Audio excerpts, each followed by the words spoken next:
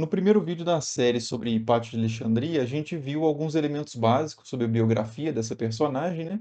E como eu disse, a partir de agora a gente vai começar a se aprofundar em alguns temas mais específicos. Então, nesse vídeo eu queria começar falando sobre a cidade em que Hipátia viveu e na qual ela desenvolveu a sua filosofia, que é a Alexandria do Egito. Há várias Alexandrias, todas elas fundadas por Alexandre o Grande, que foi esse grande conquistador ali do século IV a.C., né? É que começou um processo de expansão do seu império, que começa lá na Macedônia, ao norte da Grécia, e vai expandindo a leste, né, passando ali pela Ásia Menor, pela Mesopotâmia, pelo Egito, que é o que mais nos interessa aqui, né? E ele vai chegar eventualmente até o Punjab, na Índia, onde ele vai acabar começando a recuar e vai morrer eventualmente por causas que a gente não tem muito claras. Mas com a morte de Alexandre, o que vai acontecer é que esse grande império que ele fez ao longo dessas campanhas militares vai acabar fragmentado e vai cair nas mãos de alguns dos seus generais, os seus principais generais. E aquela parte do Egito que Alexandre havia conquistado, né, Alexandre se torna inclusive faraó do Egito, vai passar para as mãos de Ptolomeu, que vai ser o primeiro de uma longa dinastia que vai governar essa região aqui, que é justamente a dinastia dos Ptolomeus.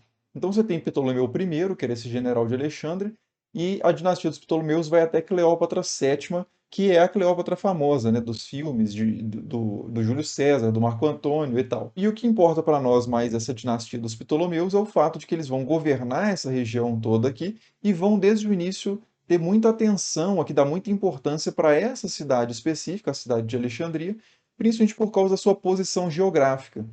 Então, a cidade de Alexandria, como ela está aqui onde o rio Nilo deságua no mar Mediterrâneo, né, está no delta do Nilo, que é essa região aqui mais plana, onde o rio Nilo começa a se abrir e chega no Mediterrâneo, ela recebia toda a produção de cereais que acontecia no entorno aqui do Nilo, né? A gente costuma pensar no Rio Nilo a gente costuma pensar no Egito, na verdade, como um lugar muito seco, a gente geralmente associa areias, né, ao cenário ali das pirâmides e tal.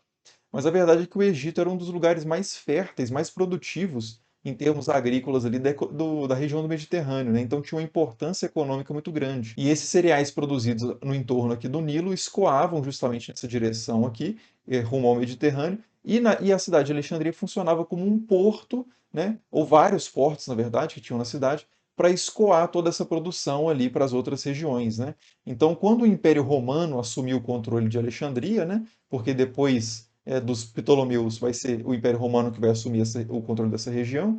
Quando isso acontecer, a Alexandria vai passar a ter uma importância ainda maior, porque ela vai estar integrada num sistema econômico, por assim dizer, né, numa realidade econômica ainda maior, que é todo o Império Romano, que é maior ainda do que o Império lá de Alexandre, né? Mas além dessa questão econômica que a gente está falando aqui, de Alexandria ser essa cidade portuária muito dinâmica, muito rica, muito populosa por causa dos trabalhadores que estão presentes ali, né, participando dessa economia portuária, etc. e tal. Tem um aspecto importante cultural em tudo isso também, que é o fato de que essas pessoas que vão acabar compondo a população de Alexandria virem de origens muito diversas, né? Você tem gente de todos os cantos do Mediterrâneo que acabam chegando nos navios ali em Alexandria, se estabelecendo, né? Então você tem essa circulação muito grande de pessoas que carregam as suas culturas, né? Portanto, ali o cenário de Alexandria era um cenário de grande diversidade cultural. Isso tinha um aspecto mais positivo, que é muito importante para entender esse contexto, que é o enriquecimento que isso gera, né, que o encontro de culturas acaba gerando, por esse diálogo de tradições diferentes, repertórios diferentes que se encontram e geram novas ideias, novos instrumentos, novas tecnologias, novas perspectivas filosóficas, éticas, etc.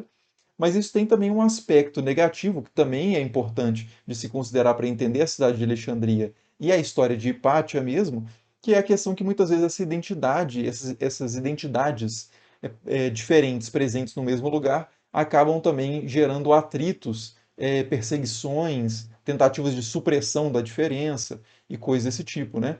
Então, mas de qualquer forma, Alexandria vai ser um espaço marcado por essas interações entre culturas diferentes, né? Para ilustrar isso um pouco, a gente pode falar, por exemplo, de Fílon de Alexandria, que era um filósofo judeu, Orígenes de Alexandria, que era um filósofo cristão, e a própria Hipátia de Alexandria, que era uma filósofa pagã, e todos eles se produzindo a sua obra, divulgando a sua obra, né, dialogando numa mesma cidade que é Alexandria, né? Aqui em tempos diferentes, porque Fílon é do século I, Orígenes II e Hipátia IV, né? Mas em todos esses momentos você vai ter diálogo entre pagãos, cristãos e judeus acontecendo ali dentro da cidade de Alexandria, né? E outro exemplo que também fala um pouco sobre essa questão da importância dessa diversidade cultural e eh, dessa riqueza de diversos lugares que está presente dentro da própria cidade de Alexandria, representada ali dentro da cidade de Alexandria, é a Biblioteca de Alexandria, né? A famosa Biblioteca de Alexandria.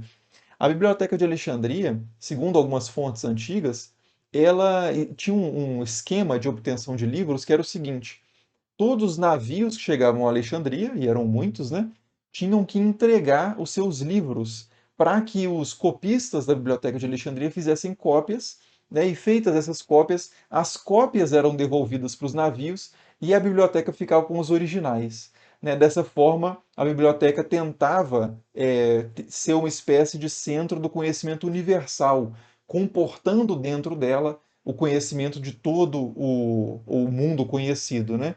Então esse acaba sendo também uma ilustração dessa participação de culturas de diferentes lugares no mesmo centro que é a cidade de Alexandria, né? E falando da Biblioteca de Alexandria, a gente já pode falar desses espaços onde a filosofia era muito praticada e cultivada, e o ensino e as ciências em geral, que eram, curiosamente, templos, né? A biblioteca mesmo de Alexandria, que é esse símbolo do saber da antiguidade, muito lembrado até hoje, era parte de um templo, basicamente, de um complexo cultual que era o Museum, né? O Museum é um centro de culto das musas, daí o nome, Museum, né?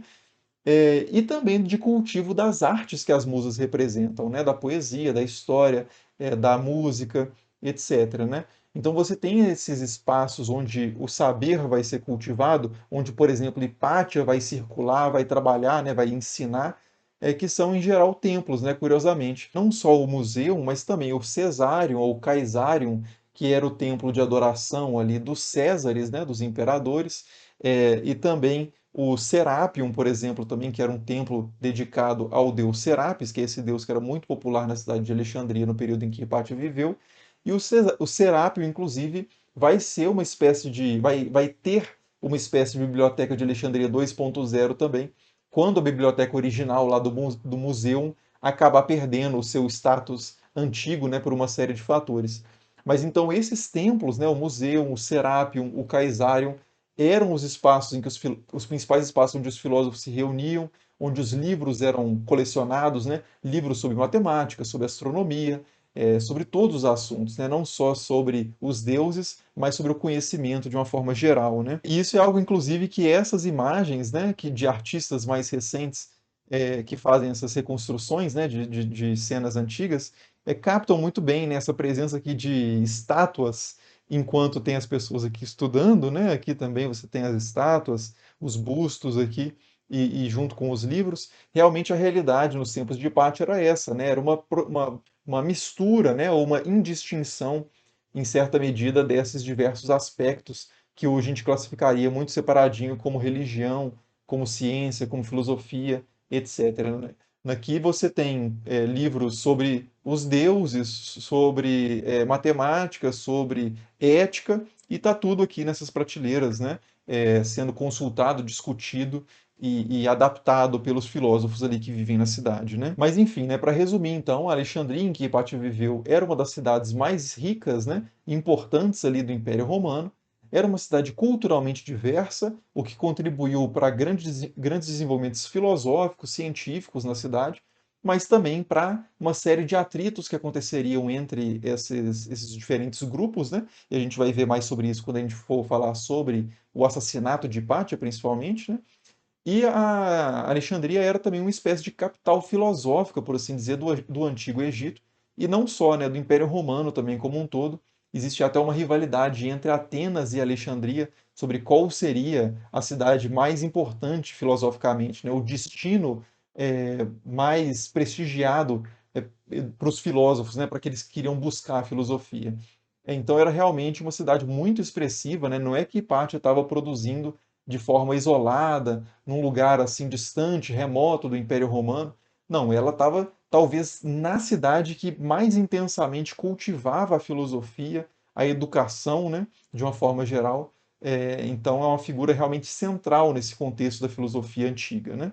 Mas enfim, a gente vai falar mais sobre a filosofia propriamente de Hipátia no próximo vídeo, vendo o que que ela ensinava, né? Quais eram as ideias de Hipátia, e a gente continua depois também essa série com outros episódios aí. Então, se você não está inscrito no canal ainda e se interessa pelo assunto, já se inscreva aí para não perder os próximos vídeos e nos encontramos lá então. Até mais.